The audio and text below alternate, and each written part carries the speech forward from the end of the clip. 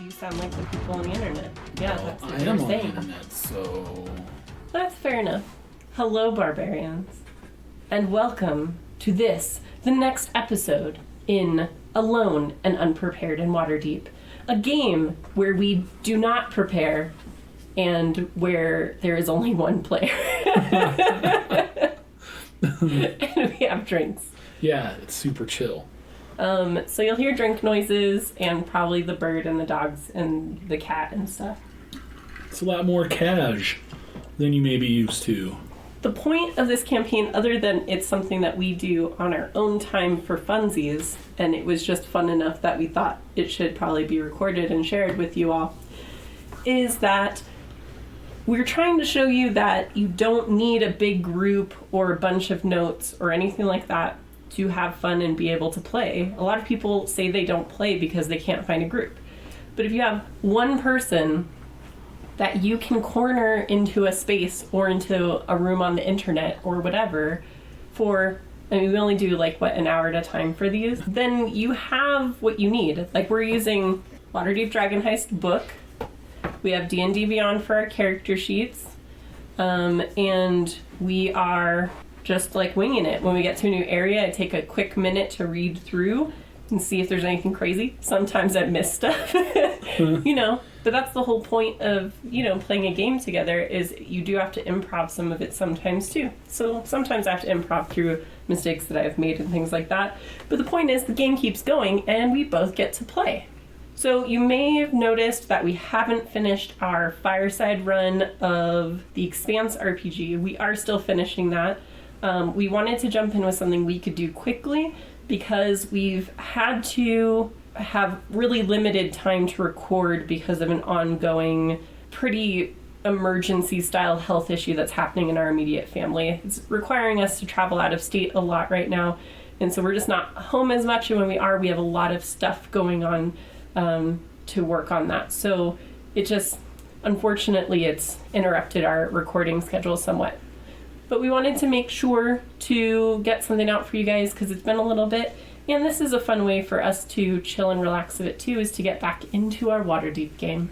So last time, just to get you caught up in exactly where we are, using the clues that you found out at the warehouse, you have ventured into the sewer tunnels.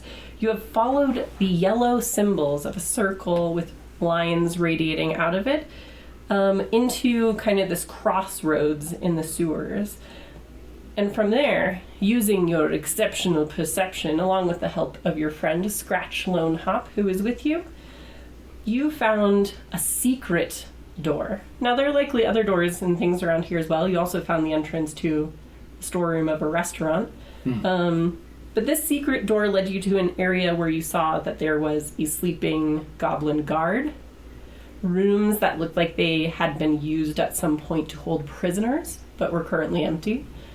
And then opening the final double door from this area you had wandered into, you see a half-orc male in dingy robes standing with his foot on the chest of a male human with wavy red blonde hair. A man matching the description of Floon, who you've been tasked with locating. Fire burns around the orc's clenched fist, and the human is crying and squirming helplessly beneath him. Now, this is what you saw from, just cracking the door open a little bit. So you can't see this entire room, but you can tell it's much larger than the other rooms you've been in so far. Mm-hmm. So there are definitely places you can't see. But right now, the only things you're seeing in the room are this half-orc and this man. Across from them, they're kind of standing in the middle of the room. You can see, dirty cloth curtains on the wall. But you can't really see the ends of the room from your tiny crack in the door. Okay. So in true Laika fashion, yeah. I had cracked the door ever so slightly and peered through. Okay. So what would Laika to do? Dad joke.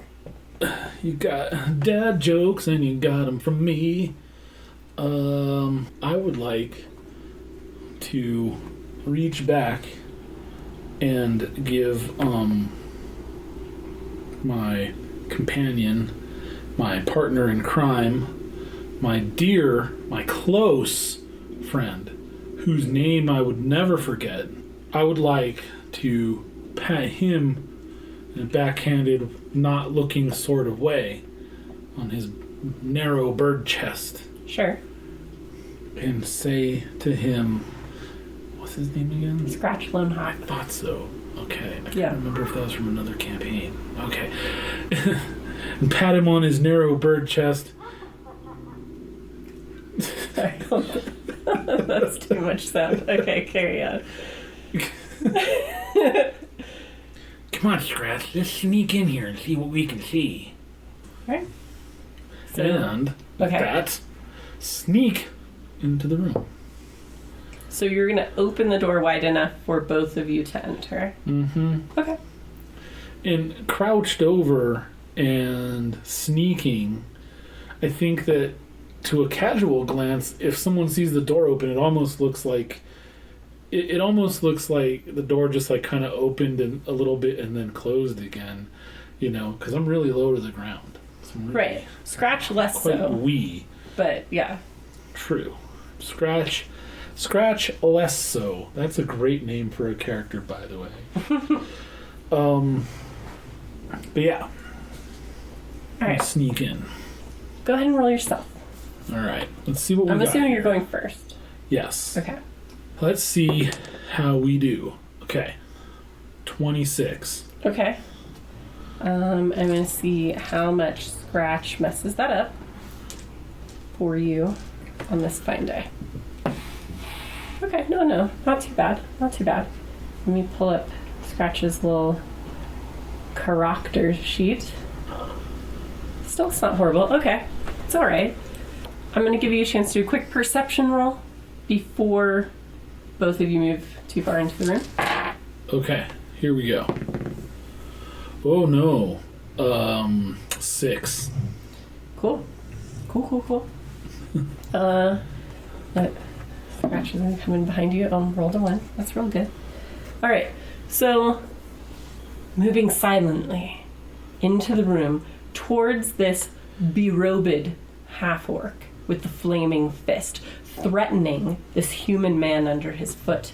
Your vision is narrowed in on this encounter because this is your quarry. This is who you've been sent to find, is this human.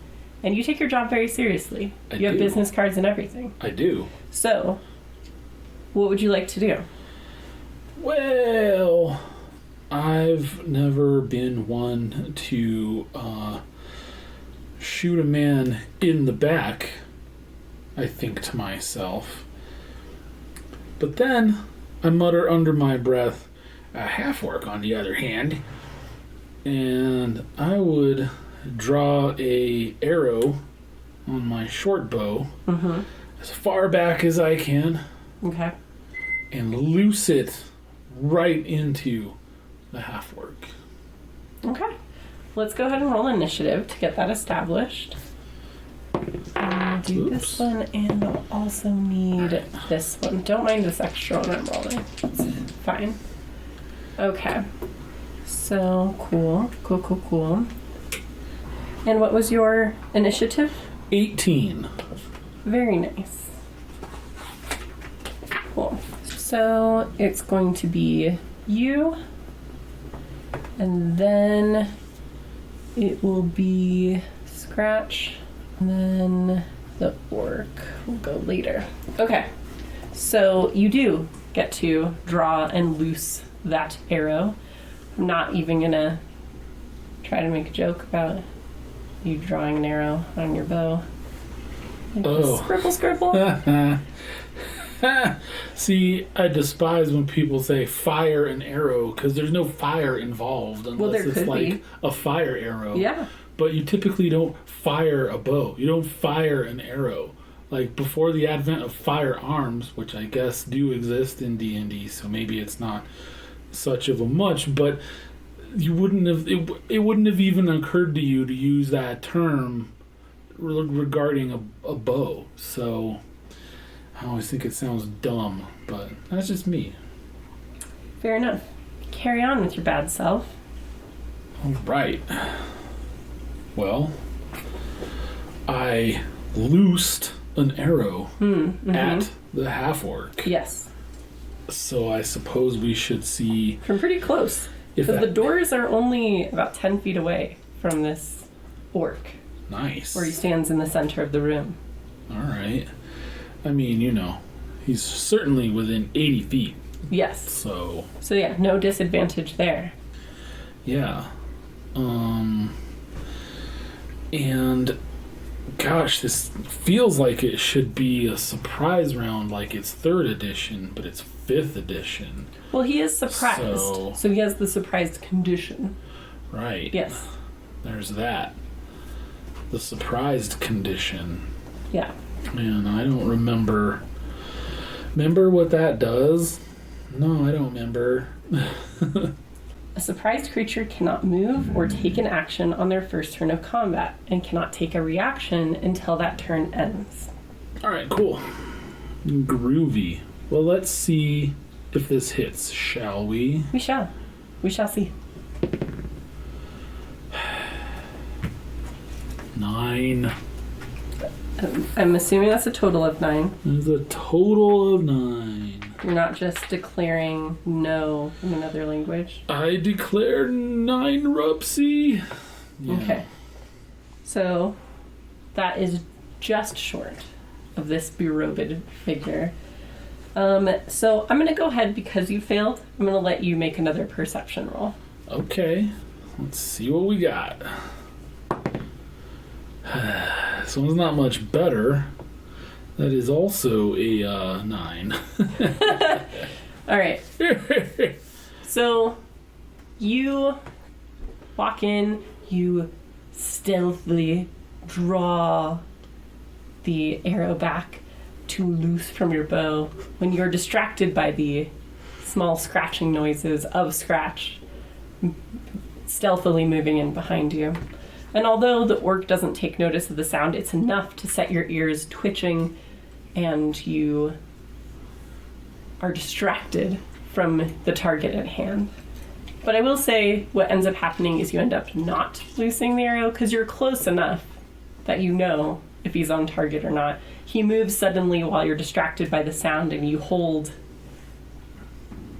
the knocked arrow on the string. Oh, okay.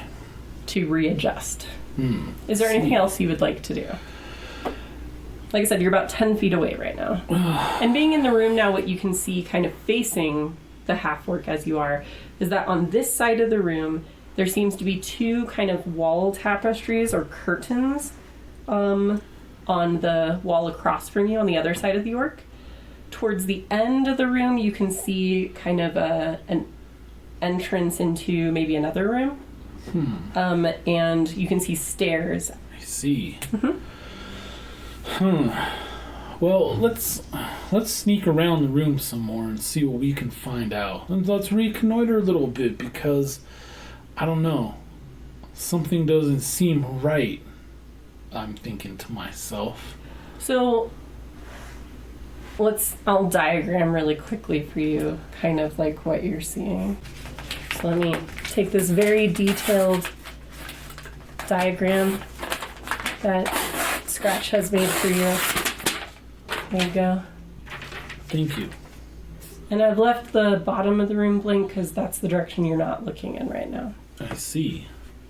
Because we came in through these doors. Yep. And so you're looking at that orc. So I kind of described what's across from him in that way, because that's kind of the direction you're looking. Wow. And he's looking this way? No, he's looking away from you. He's looking with his foot this way. Well, kind of this way. He's looking down, really, because he's stomping on a human.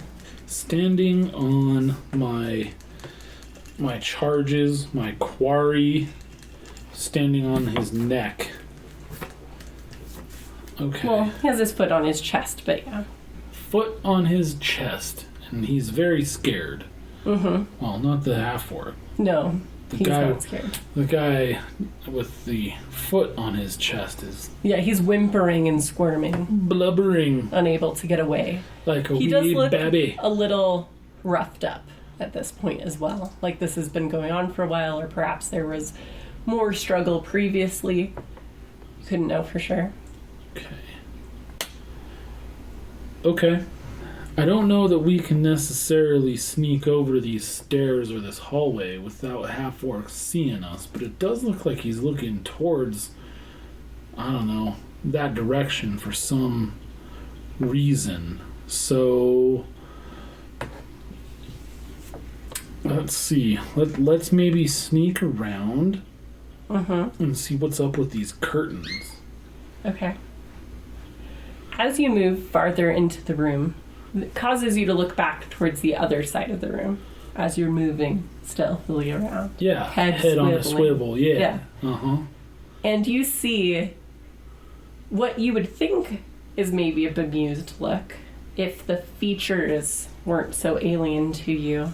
But there's a raised platform at the other side of the room. The other side, as in that bottom side there. Here? Okay. So there are two sets of like steps leading up to this slightly raised platform, like a stage almost. Okay. A dais of some kind. Sure. Dais. How do you say that word? Dais. Dais. It's a dais. It's a dais. Dr. Zeus. Dr. Zeus. All right.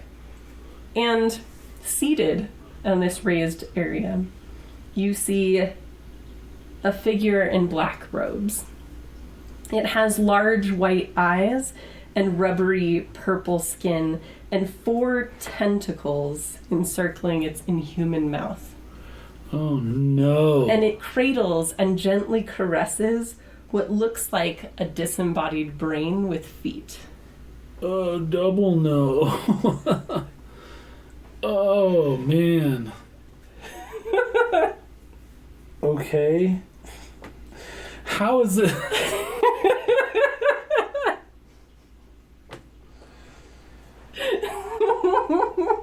Okay. Yeah? Well, What's wrong? nothing. Everything's peachy keen. I need to find out if I, as Laika, know what that guy is. Sure. So I don't know if I need to make a nature. I mean, I think check history or history. Arcana would both be good ones for that one. Okay. Yeah. Cool. Let's do Arcana. Sure. They're the same score, but she's not much of a history buff, I don't think. Yeah. Alright. That one flubbed. Okay. It was an 11. Oh, I rolled an 11 again. How about that? 13. So, not knowing much about origins or things like that, you do recognize, based on shapes and whatnot, that this, you think, is what is called a mind flayer. You're not sure about the brain pet that it has. But you've never seen one of these in person. Right, yeah, no. You don't usually see mind flayers in person, I don't think. And if you do, I don't know that you necessarily live to tell the tale.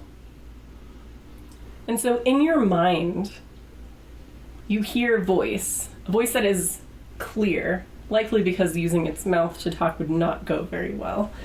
And it seems to be pretty widely broadcast because it doesn't refer to you directly. The voice says, "Grumshar, you dear idiot. Take care of this." And then, all right, I need you to make a wisdom saving throw. Saving throw. Alright. 10. Okay. You feel yourself held in place, unable to move, as this creature moves past you. It's put down the little brain creature, which is scampering along at the bottom of its robes, and it just sort of saunters through this scene, moving around you, moving around Scratch, through the double doors, and you can sense in your peripheral vision a flash of light, and then you are released, able to move again. Whew. But so is everyone else. Well, that's lucky. I'm not trying to fight a mind flayer right now. All right, so we are back to you in the initiative order. Cool. I still have an arrow knocked. True. And I was already going to shoot this guy before, number one. Number two, Dude Man said to somebody, not me, to like take care of this. Right. So I'm pretty sure I'm finna fight this guy. So I feel pretty justified in loosing that arrow now. Okay. So I would like to do that. Let's loose an arrow at this guy. Fuck. It's 9, but I just want to see something. Alright, not much better. Alright. Anyway. So it's a 9 again. Well, yeah, it's a 9 again, just like last time. Okay. So this time you do loose the arrow.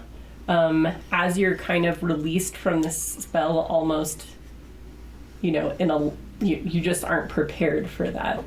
Being held in stasis and then released like that. Right. And so you kind of your muscles aren't ready to re-engage that arrow, and so it just gets loose and goes across the room, skids along the floor to the far wall. Maybe a little disconcerted from seeing a mind flayer up close and personal. Yeah. Because those things are nothing to fuck with. Yeah.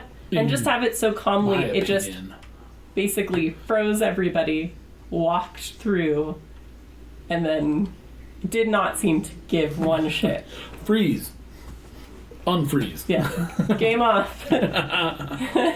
Yeah. Yeah. So the arrow goes across the room past the orc. But the orc does, without removing his foot from his quarry, kind of turns to glare at you. Fire still wreathed around his hand. All right, it is Scratch's turn. Would you like Scratch to do anything? Yes. Scratch should also engage this guy, but he might also want to, I don't know, apply any buffs maybe to the party. I don't know what Scratch has in his bag of tricks. So you know from working with Scratch previously that Scratch carries a scimitar and a short bow as mundane weapons. And you have seen Scratch cast a few spells.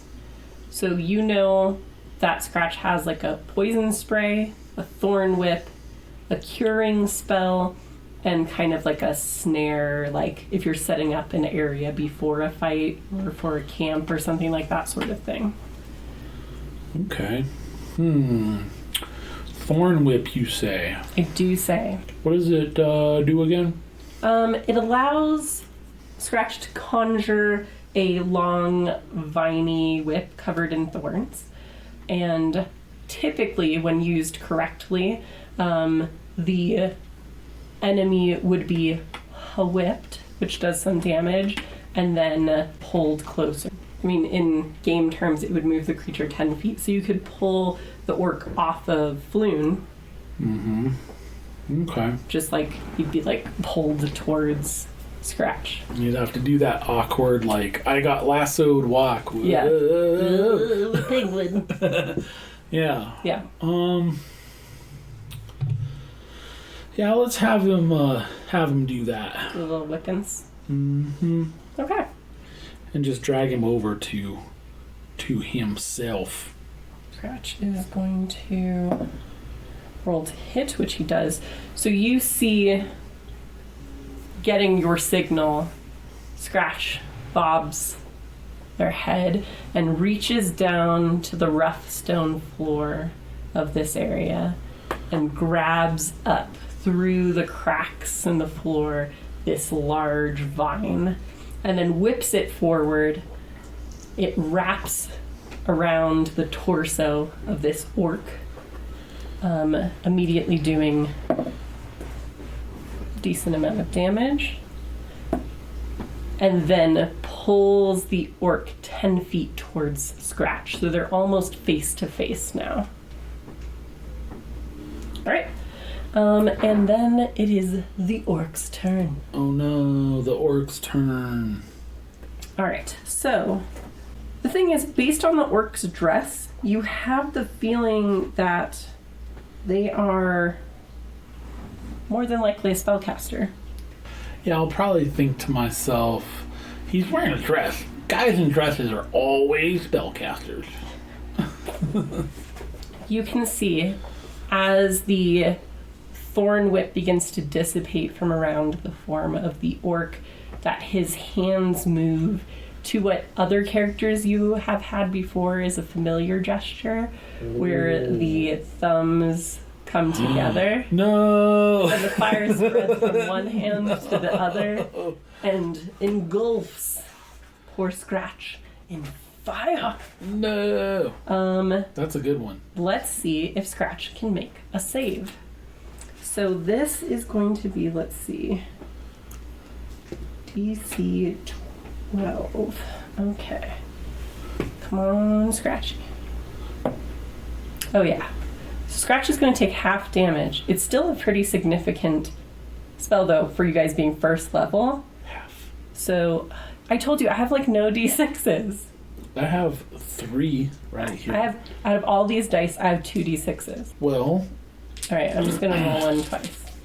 Your dice miscuous, so, you know. Right, so Scratch takes 4 fire damage. Quattro.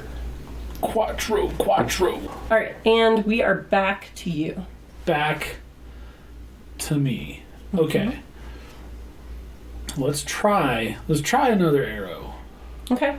You see the orc blood is kind of seeping out into the dingy robes that he wears from the many piercing cuts of the thorn whip. Let's try it. Let's give it a shot. Try another arrow. See if we can make it happen this time. For once, maybe I can roll something higher than a 5.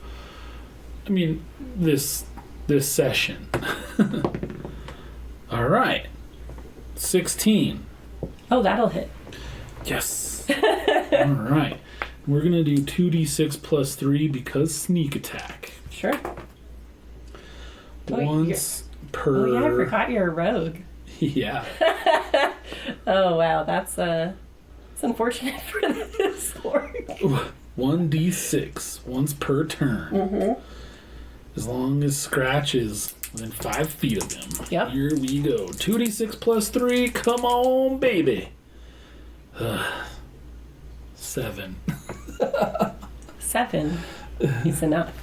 7 will get there? Yeah. Oh, man. Okay. So, all right. like I said, you're level 1. This is level 1 area. It's okay. Look, I saw a mind flare, And he okay? left. He's gone. I'm expecting That'll this. never come back to haunt you. It'll be fine. You'll never see him again. He doesn't even have a name, I promise. You know, after we're done with this game, we should play another game I like to call poker. Because I'm so bad at lying. I can read you Not like that a I'm book, lying. Beasley. Not that I'm lying. Not that I'm lying. Not that I'm lying. Look left, look right, look left again. Blip, blip. The orc, distracted by his engagement with your Kenku friend, cackling softly to himself as he sets the bird aflame, takes your carefully aimed arrow deep through his rib cage. And the fire is extinguished from his hands. He drops heavily to his knees on the dusty stone floor. Thump, thump. And then falls face first in front of Scratch. Oh, with a thud. Yep. And you get 25 experience points. 25 XP. Look at that. Meanwhile, there is a very hurt human with reddish hair lying on his back in the middle of the room, whimpering softly, eyes closed. Okay. I would like to scamper to his side and kneel down. Okay. Then place one hand carefully behind his head to lift it up ever so slightly to be able to look at me. Mm-hmm. Placing the other hand gently on and comfortingly on his chest. Right, and he weakly opens his eyes, his tousled reddish hair falling across his brow. And he looks at you, and his eyes flit past you to the orc on the floor and the empty dais beyond. And he says, "Truly, the most beautiful sight I've ever seen." There won't be time for that later, handsome. But right now, we need to get the fuck out of here.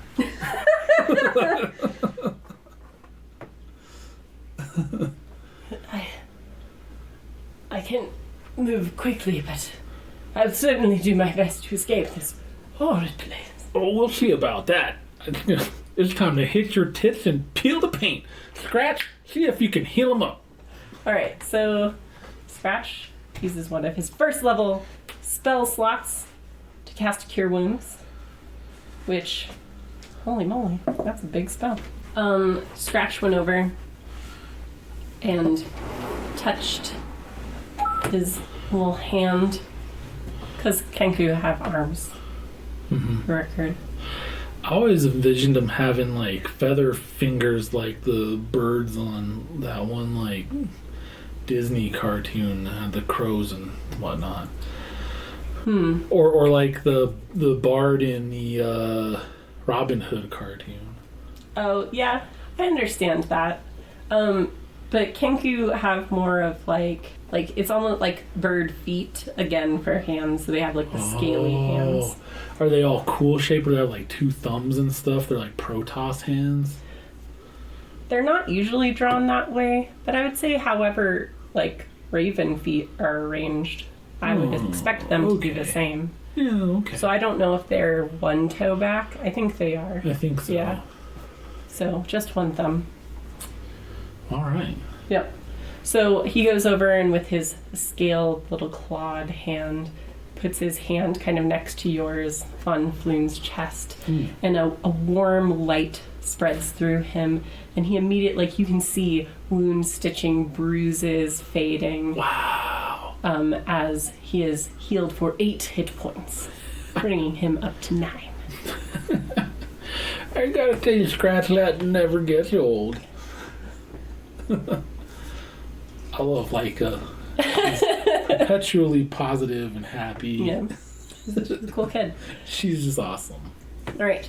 And the human immediately gets up and hugs Scratch, and Scratch looks a little alarmed and like squawks in alarm, and then reaches down and doesn't pick you up because he's heard that's rude, but like gives you this giant hug.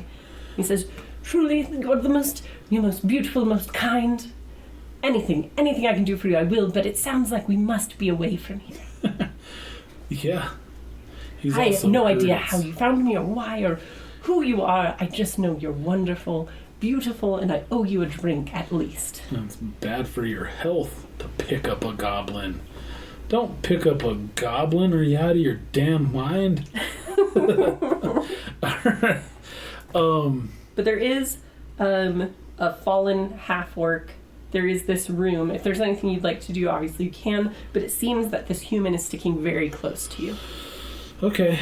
Does the recently felled half-orc have any weapons of any kind? I know he's a caster, but even like a dagger or anything?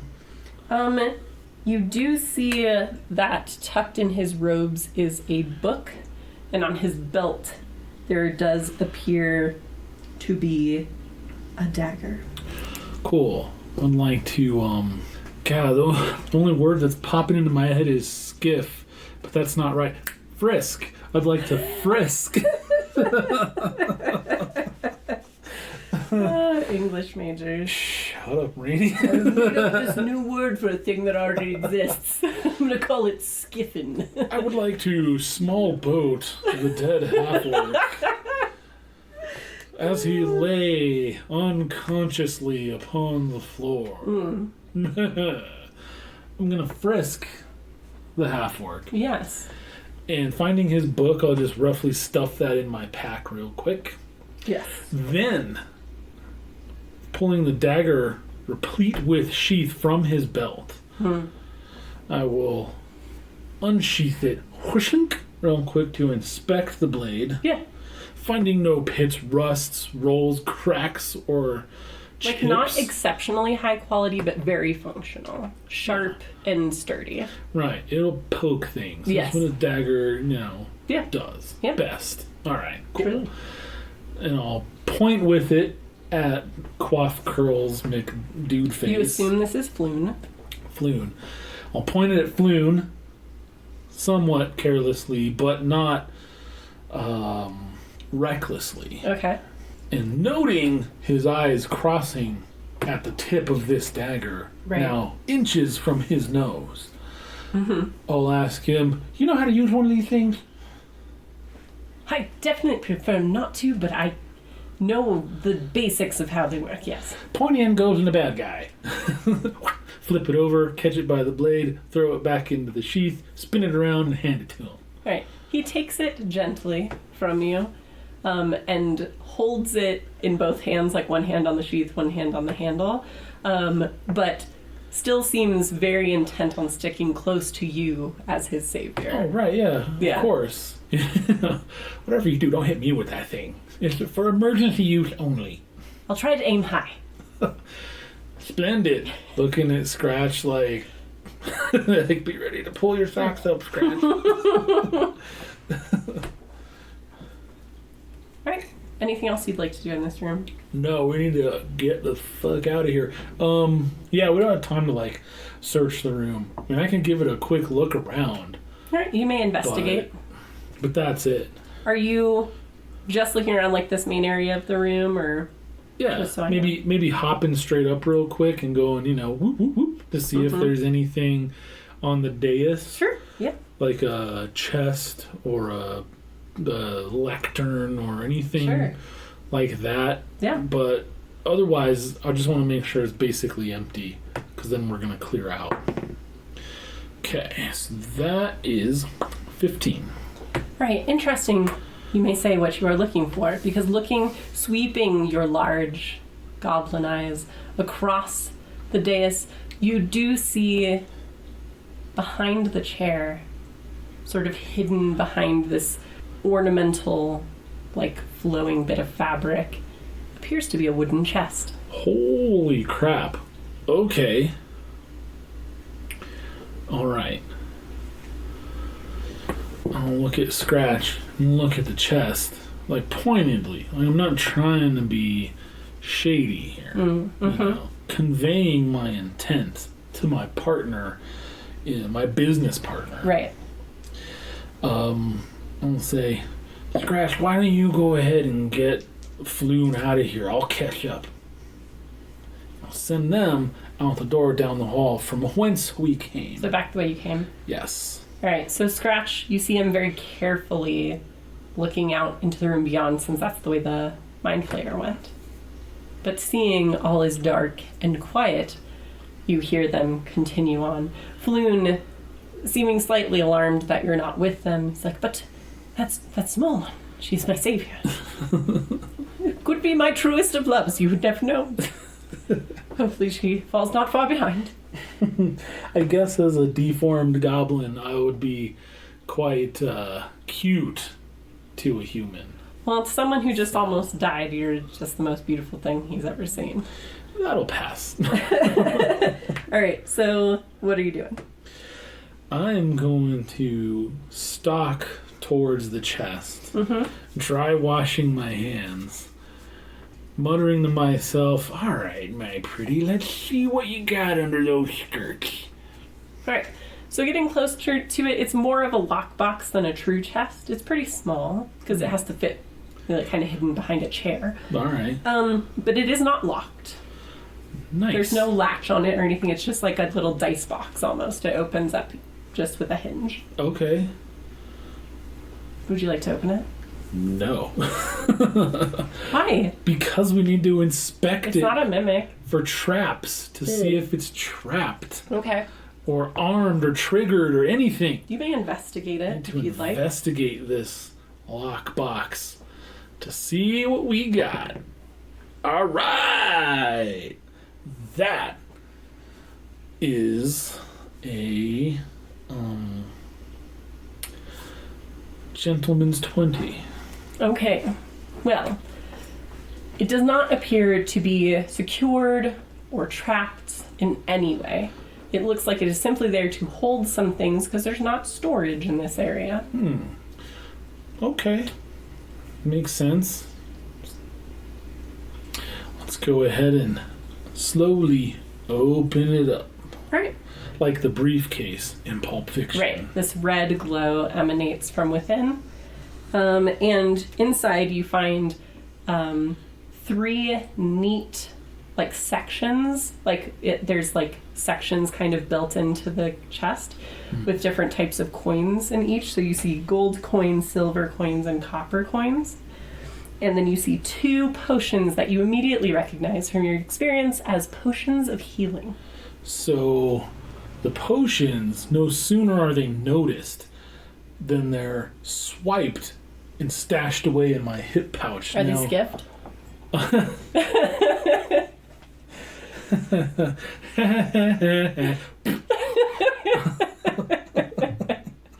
So, to the casual observer, the box opens, Laika's eyes get wide, and then you look to see what she's looking at, and for a split second, there seem to be 2 healing potions there, and then they're gone.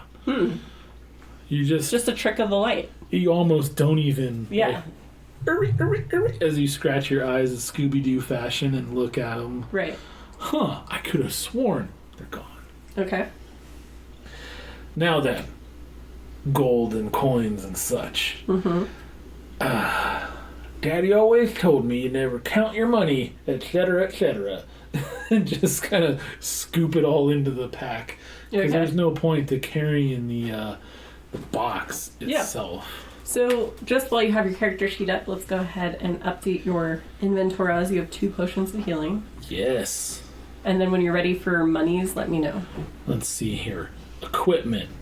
Manage equipment.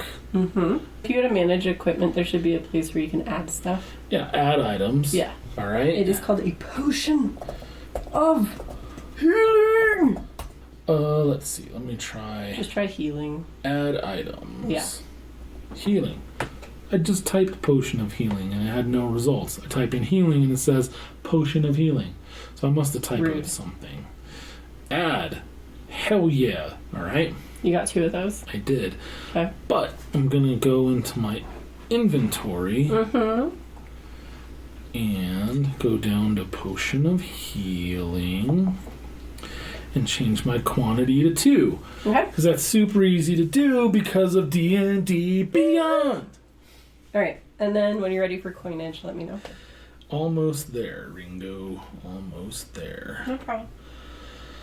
I have a modest amount of gold because you are a stingy bitch. I'm stingy. I prefer the term spendthrift. Thank you very much. All right. Currency. All right. Boom. We are adding 16 gold. 16 gold. 82 silver. 82 silver. And then are you taking the pennies, or is Laika like you in real life? No, I'm taking the pennies because, unlike real life, copper in D&D is actually worth something. All right, 250 copper. Holy crap. That's going to weigh me down. I'm going to see if I can, fashion a quick makeshift, pouch of its own so that if I fall in a river or an extra deep puddle, because Laika's pretty tiny, you can just I don't have to I don't have to doff my whole pack and lose everything. I can just reach in real quick, grab this giant barbell of pennies and dump that by itself and hopefully save myself. Yeah, I mean, you have a number of extra bottles and pouches and things like that as a urban worker bee as you are. Emergency, I'd have one of my extra headscarves. Yeah, because I do carry those and hand wraps. Yeah, so dirty. You're easily able to tie that pouch to your belt with a special quick release knot that you know how to deal with. That's 25 silver, so I need to I'm not going to just leave it, but good night, man. Right. 250 copper? It's like 6 pounds. I mean... All right. From down the way, you can hear what is likely the sound of your allies moving the secret stone door. I can see someone asking Laika, asking me, what was the big deal? Why do you want to carry 250 copper? And I'm like, who weighs like 6 pounds? I weigh 42 pounds, you dick. I'm like, what the hell, man? Fractionally, that's a huge amount of weight. What's wrong with you? Okay, I will run to catch up to my compatriots. All right. My cohorts. So you do, right as they are opening the door past the area where the sleeping goblin had been found. Oh, yeah. The Sleeping Goblin. Another cool name for a tavern or what have you. Yeah, for sure. And you find yourself with your allies back in this waterway, the crossroads, if you will, to the north of you. Okay. So I should be able to find my way back to this place, I feel like. Yeah, for sure. Okay, cool. Because we're going to have to come back here and check this out a little bit, I think. Just not right now. Okay. Because the first priority is to get Dude back to safety so I can collect my bounty. And also just because I'm duty bound, I'm contract bound to get this dude back. So that's what I want to do. Okay. So you go back the way you came, knowing that the complex, based on what you saw, at least in that room, had at least 2 other areas to move into. So it was relatively unexplored. Right. So we had this little hallway, which would be 1, and these stairs, which would be 2. And when you came down here, it was early in the morning. It was getting to non-goblin hours in the city. It was really because Baker Lady was freaking out. So I don't know what time it would be now, how long I've been down here. Because do you backtrack all the way to where you first came in? Mm-hmm. Okay. So you head back through the sewer tunnels, noticing that the guild that maintains them has washed off these latest markings of the yellow markings that you followed to get down. But you know the ways you turned and things like that. Yeah. 3 rights, 2 lefts, 1 more right. Straight on, last right, and you're there. Noting the ladder that you went up to the tavern storeroom. Moving past that, past the body of the gazer. Give a little kick into the sewage. And you pop back up in the docks district as the sun begins to set on that day. It was a lot of travel. So now we need to make our way back to where Floon needs to be dropped off. Right. But I don't remember where that is. So you met Volo at the Yawning Portal. Oh. And that is where you are to meet him. Okay. Cool. Let's make our way to the Yawning Portal. You move back through the docks district. You find yourself going back past the bar where he had last been seen. Past that strange shop with the stuffed beholder in the window that you noticed on your way down. Yes. And back to the Yawning Portal. And you make your way without incident. When you arrive in the Yawning Portal, you see the place at this hour is relatively busy, as it normally is. But you note at the table where you were originally drinking with your friends, you see Volo drinking alone, looking forlorn and anxious.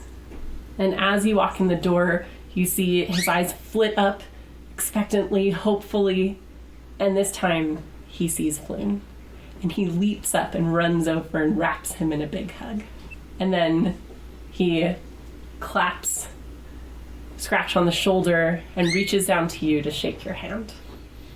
Very dignified. I'll accept this gesture. He says, come back to where we can discuss business. I will nod at him graciously and follow. Give a lead-on sort of gesture. All right. Do you remember what he promised you? No. 100 gold. There you go. Didn't we negotiate some shit? I think you tried to negotiate, but you did rolls that let you determine that he actually didn't have money until his book was published. Yeah, I wanted to do half now, half on delivery. Right. And it didn't work out. So I had to just trust him on it. So I got 100G coming my way. So, as you sit, he gestures for drinks, and you see those being readied. And he begins to play with the tips of his great curled mustache a little nervously. I must confess, I have but few coins to spare. Things haven't come along quite as quickly as I was hoping, but never let it be said that Volo reneges on a promise. Allow me to present you with something much more valuable. I am quite skeptical, and I feel like my narrowed eyes would reflect this. And he holds a scroll tube out to you, and he says, "This is the deed to a remarkable property here in Waterdeep. We'll need a magistrate to witness the transfer of ownership, and I can arrange with a meeting with one after you've inspected the estate and deemed it satisfactory to meet my debt to you." Laika says, thoroughly unconvinced. And looking at the deed, you see it references a location called Troll Skull Manor. Okay. It appears to be located in the North Ward. I'm gonna, examining it, that can come later. I'd like to make an insight roll to see what I think about Volo's intentions with this. Does he think it's legit? Is what I'm trying to determine. Okay. Alright. That is an 18, boys and girls. It seems that Volo believes this place has value. Okay. Yeah, let's inspect it. Let's inspect the document. I'm not much of a document monger, so I don't know that I'm going to be able to ascertain its legitimacy, but can't hurt to look it over and see what I think at least, right? He says, yes, if you want to look at it first, you certainly can. A little bit of a fixer-upper, but lots of history. It's a historic manor in the city. A great place to establish yourself. Sometimes being good is such a pain in the ass. Anyhow, okay, sure. Let's give it a one. So when you say inspect, I thought you meant the document, not the actual place. No, you don't have to look at the location first. He was having you inspect the document to ensure that it seemed legitimate, which it does. It does not seem to be forged in any sort of way. It's notarized. He says, I can arrange a meeting with a magistrate on the morrow, or maybe I could call her to come down on a more emergency fashion and to officially sign it over to you. You'd be a property owner of a manor in Waterdeep. I'm thinking about it. I'm considering this. And while I consider this offer, I'll take the document and I'll point on the table while looking at Volo and Floon by turns and say, stay right here. I'll be right back. My intention is to go talk to the bartender owner and see if he can offer me any insight in this situation. Okay. So you are going to talk with Durnan, the well-muscled, middle-aged owner of the Yawning Portal. Yeah, he's a friend of mine, and he's a local business owner, and retired adventurer. He's pretty savvy, in my opinion, and I think that he might be able to offer me some advice here. Okay. I'm just going to seek his advice. How can I help you? I'm in a bit of a pickle, Durnan. I contracted with a individual, and details of the contract were that I would be paid 100 gold pieces upon delivery.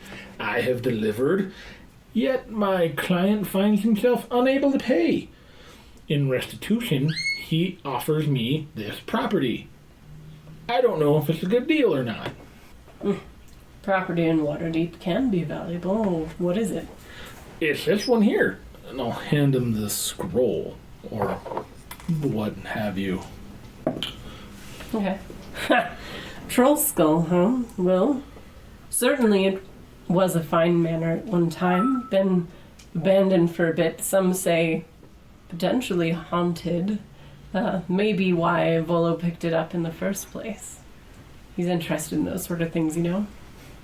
Potentially haunted, eh? Well, I ain't afraid of no ghost, but I wonder if it's, worth anything. I mean, I'd be giving up 100 gold in exchange for this. Maybe I could hold it in probate until he can pay me back, if it's worth something to him. But I'm just trying not to get screwed on the deal. If you had any interest at all in setting up a base for your business here in Waterdeep, then it's a fine deal. There's a lot you can do with a property like this in that location. And it'll take some gold, but you're doing fine work here. Investment property, eh? I don't know. Well, thanks, Durnan. I got a lot to think about. No problem. I gotta decide if I want to hang on to this property or not. And I decide, what the hell? I will accept Volo's offer. But it's gonna take a bit for me to get too attached to this place. Because I value my freedom, and if I start owning property and whatnot, it starts to own me. And I'm not into that. All right.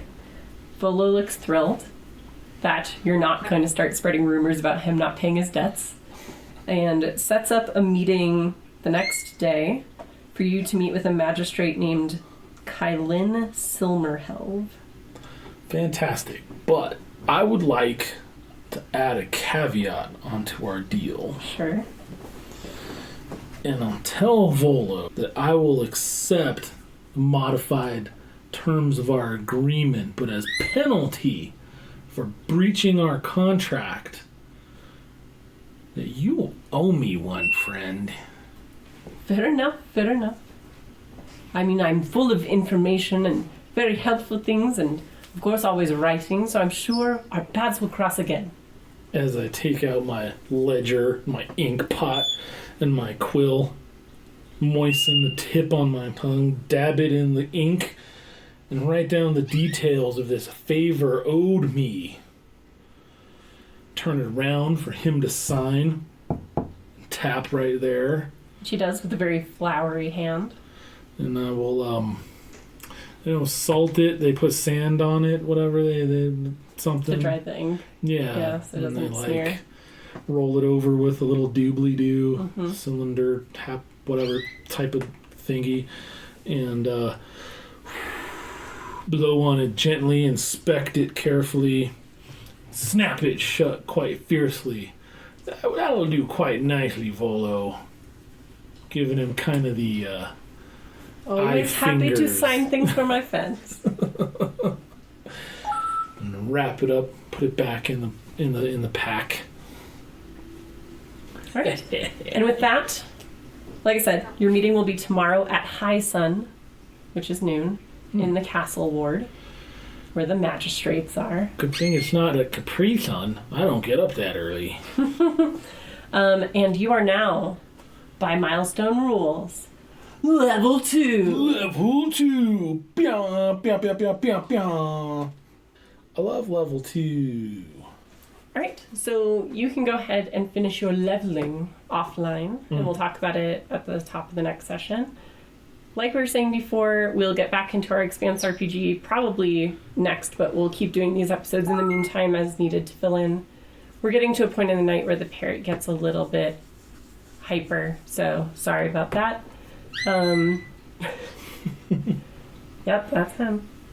But I've been Rainy, your dungeon master for the evening. I'm Santiago, your faithful player. You can find me on Twitter at BarbarianRainy.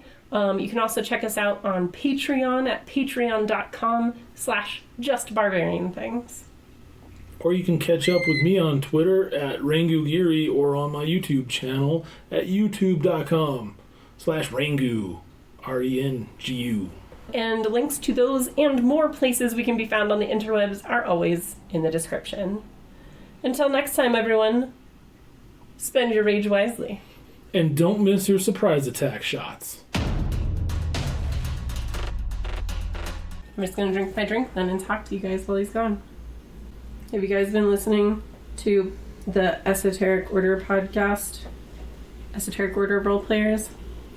One of the games they're running right now is a vampire duet called Black and White, and it's really good. It's very exciting right now because it's kind of the culmination of this longer format group of games that they've played. It's rad. You should check it out. If you have time, go all the way back to the beginning of the series. It's pretty awesome.